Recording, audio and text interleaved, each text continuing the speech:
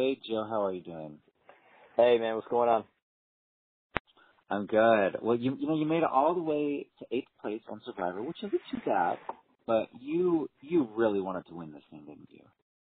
Nah, man, I said it every day out there. Anything in between day 3 and day 38 was irrelevant to me, and I was out there to win it all. So I played every day like it was my last day, and I wanted to win, but unfortunately I took the L, so I'm a loser. Well, you joined a great group of people who didn't win, so if that makes you feel any better at all. Yeah, I guess I'll take it. Yeah, you and Mike were on the bottom since the merge. You know, it was just a numbers game, it looks like. And no matter how hard you tried, none of those heroes and none of those hustlers wanted to flip. So I guess what was your reaction when they came to you, Devin, Ashley, and Lauren, right before the JP vote, and they said, let's do this, let's make this a group of 5? Well,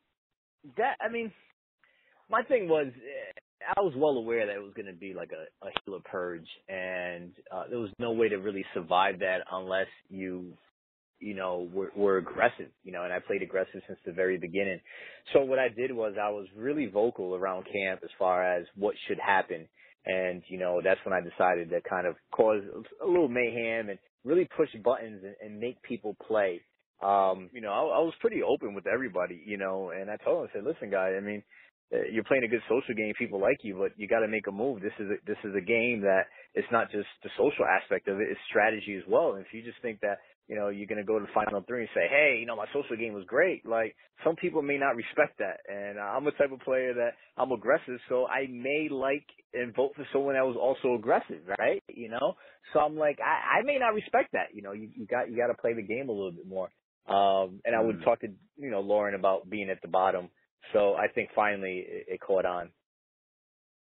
And now that you know that Ben was actually a part of the secret group, are you willing to admit that he actually outplayed you? Oh, absolutely. You know what I'm saying?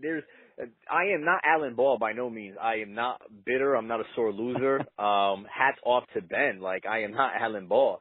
I was actually upset that Ben what did he do? He clapped or something. Like, I expected him to do cartwheels and everything because me and Ben were going at it. Like, the guy did not like me. I did not like him out there. We were going at it.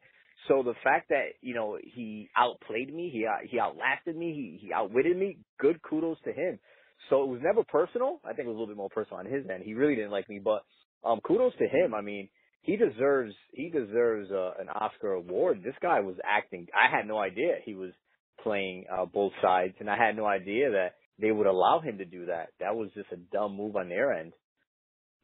Yeah, he did clap behind you, and he did a little, like a happy I'm dance disappointed. I expected more because we were going at it.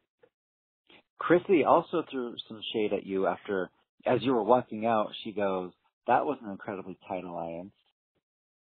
Well, that's Chrissy. Chrissy is Chaos Cast. I've mentioned it so many times. The edit won't show it, but she's a Chaos Cast. She has no self-awareness of how people perceive her. Playing a great game, good game. And like I mentioned, you don't know what the jury's going to vote on. She's playing a good game. I'm not a bitter person. So to me, I may not care that she has a good social game or a bad social game, if she makes it to the end or not. But others do. And this is a game that most people cried when they got voted out. It's an emotional game. So it may be difficult for the jury to separate the two, or maybe not. So that's just Chrissy though. She always throws daggers. She doesn't know. She's just playing a good game. To her, it's just numbers, She doesn't know that you're playing with people, Yeah, a lot of people were playing quite emotionally. Like Ben, he really got offended at a comment you made about whether he swore on the Marines. But you didn't play with emotions. Was that part of your strategy? It's not even a strategy.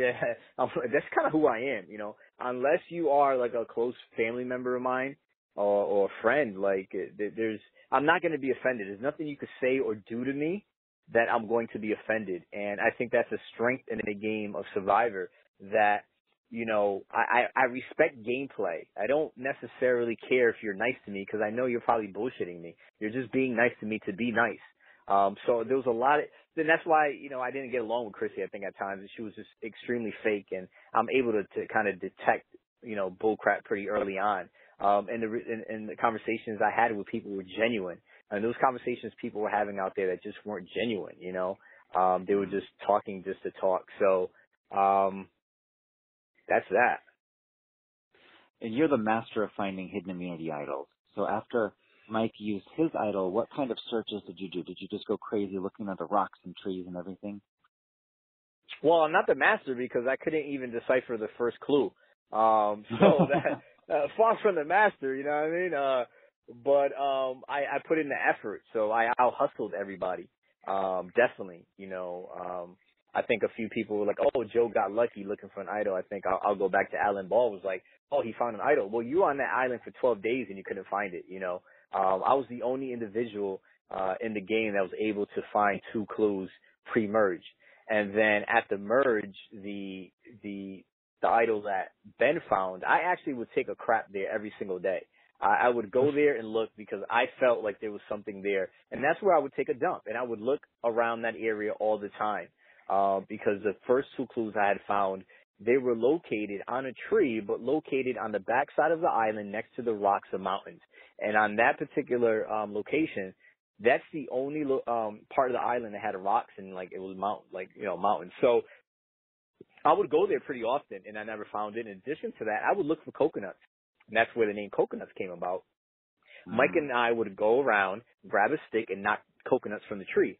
So I missed the clue at the rocks that I would look at, look around every day, and I missed it was like in a container or in a vase of some sort on a tree where I would normally look for coconuts. So kudos to Ben for finding it because I didn't, and I looked everywhere.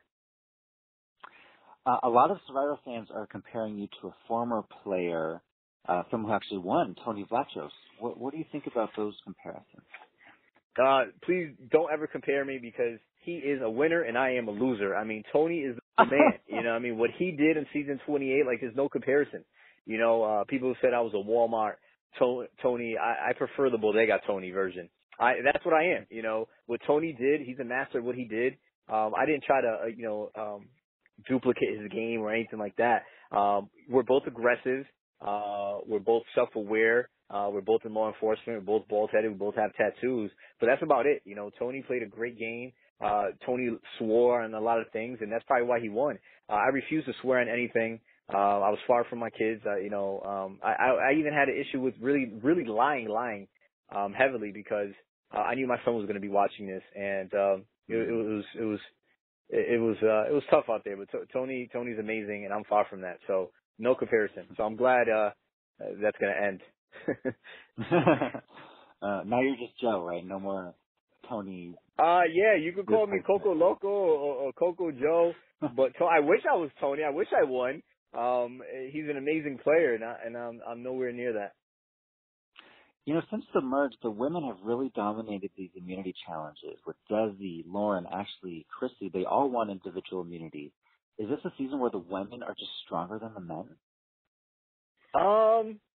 Actually, speak louder than the words. They're winning the immunity challenges, right? So, yeah, this entire cast were just really physical threats. Everybody. I know there's so many errors in this game, but I really, I call them fools all the time, including myself. But we were just it's a newbie season and there's so many errors. But I think everyone physically they're strong. I think strategically they're strong. But yeah, the women are just killing it. But then again, a lot of stuff like balancing and stuff, and I don't think men overall do well in challenges like that. And final question here. Now that you're a jury member, I want to know what are you looking for in terms of who you're going to vote for in the end? Well, I'm definitely a fan of Survivor, and I'm far from bitter. I'm able to separate my personal beliefs and emotions from the game. I'm going to vote for someone that played the game, that understood the game and played it from the very beginning and could take ownership. The key thing is ownership. Take ownership of your game and what you did. Don't try to defer, oh, well, I did this because such and such. No, take complete ownership of the game. So I want someone that really played the game and was willing to take risks and chances, and didn't just sit back and just let things happen. Awesome. Well, great to talk to you today. We will see you at the reunion show on December 20th. All right, perfect. Thank you so much for your time.